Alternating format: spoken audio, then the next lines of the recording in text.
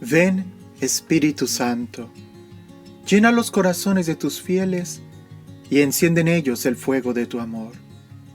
Envía tu Espíritu y serán creadas todas las cosas, y renovarás la faz de la tierra.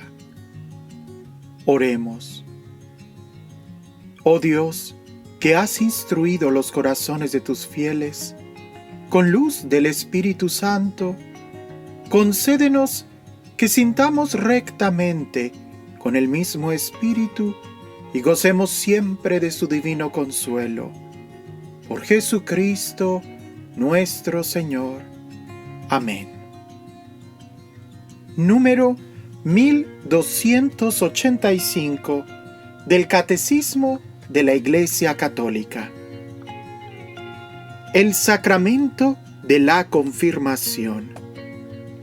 Con el bautismo y la Eucaristía, el sacramento de la confirmación constituye el conjunto de los sacramentos de la iniciación cristiana, cuya unidad debe ser salvaguardada.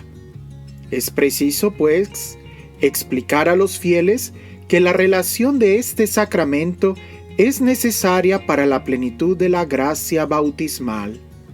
En efecto, a los bautizados, el sacramento de la confirmación los une más íntimamente a la Iglesia y los enriquece con una fortaleza especial del Espíritu Santo.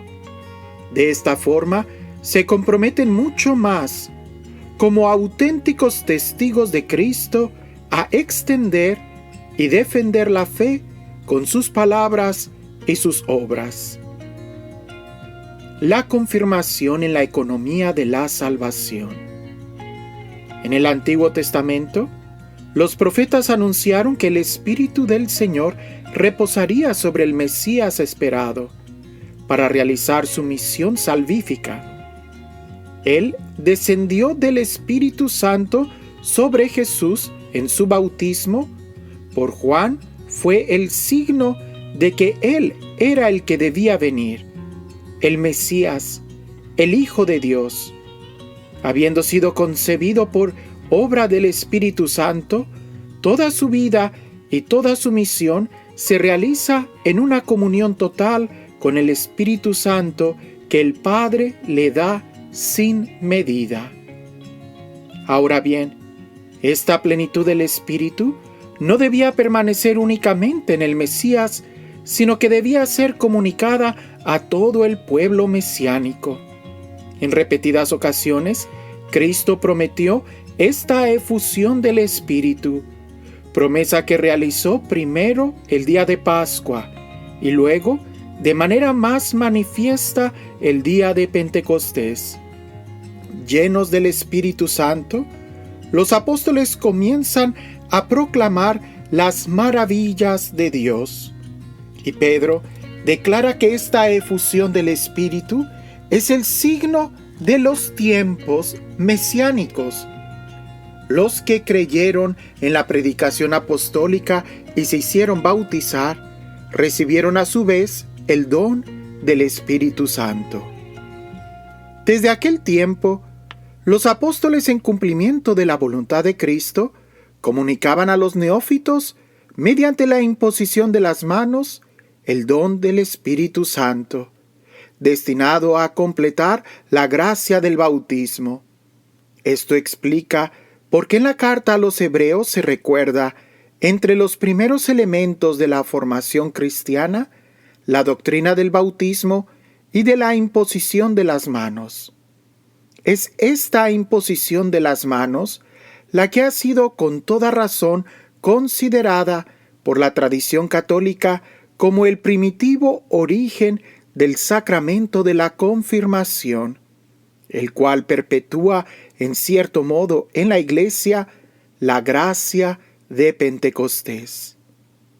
Muy pronto, para mejor significar el don del Espíritu Santo, se añadió a la imposición de las manos una unción con óleo perfumado, crisma.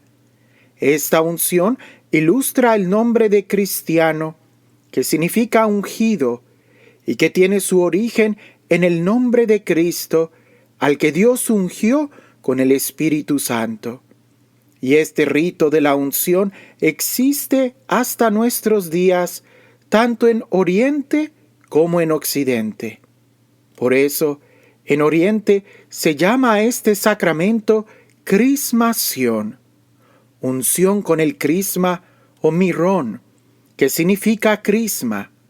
En Occidente, el nombre de confirmación sugiere que este sacramento al mismo tiempo confirma el bautismo y robustece la gracia bautismal. Dos tradiciones, Oriente y Occidente. En los primeros siglos la confirmación constituye generalmente una única celebración con el bautismo y forma con éste, según la expresión de San Cipriano, un sacramento doble. Entre otras razones, la multiplicación de los bautismos de niños durante todo el tiempo del año y la multiplicación de las parroquias rurales que agrandaron las diócesis ya no permite la presencia del obispo en todas las celebraciones bautismales. En Occidente, por el deseo de reservar al obispo el acto de conferir la plenitud al bautismo, se establece la separación temporal de ambos sacramentos. El Oriente ha conservado unidos los dos sacramentos, de modo que la confirmación es dada por el presbítero que bautiza. Este, sin embargo, solo puede hacerlo con el mirrón, consagrado por un obispo. Una costumbre de la Iglesia de Roma facilitó el desarrollo de la práctica occidental. Había una doble unción con el santo crisma después del bautismo, realizada ya una por el presbítero al neófito al salir del baño bautismal, es completada por una segunda unción hecha por el obispo en la frente de cada uno de los recién bautizados.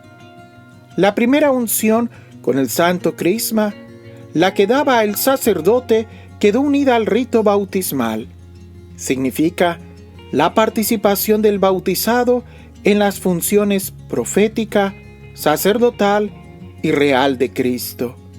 Sí, el bautismo es conferido a un adulto, solo hay una unción posbautismal, la de la confirmación. La práctica de las iglesias de Oriente destaca más la unidad de la iniciación cristiana. La de la Iglesia Latina expresa más netamente la comunión del nuevo cristiano con su obispo, garante y servidor de la unidad de su Iglesia, de su catolicidad y de su apostolicidad, y por ello el vínculo con los orígenes apostólicos de la Iglesia de Cristo. Pues ya entramos directamente al sacramento de la confirmación. Y creo que, lo que acabamos de leer como una introducción queda muy claro, ¿verdad? En un principio ya hay que entenderlo. Los sacramentos de iniciación cristiana, bautismo, confirmación y primera comunión están estrechamente unidos. Solo en este momento, por materia de estudio, ¿verdad? Y porque en la práctica, por razones de tiempo, también se separan, es importante que podamos entender. El bautismo te capacita para la nueva vida de Cristo.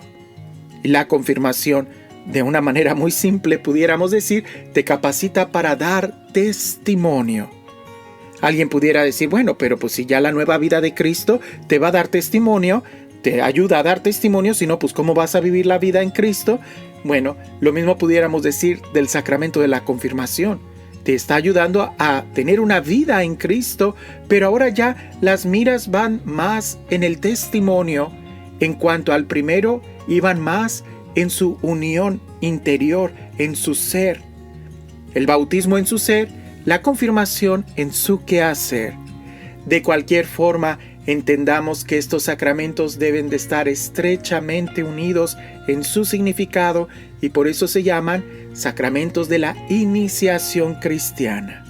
Pero vayámonos despacio, que todavía hay mucho que entender, profundizar, disfrutar y vivir de este sacramento de la confirmación.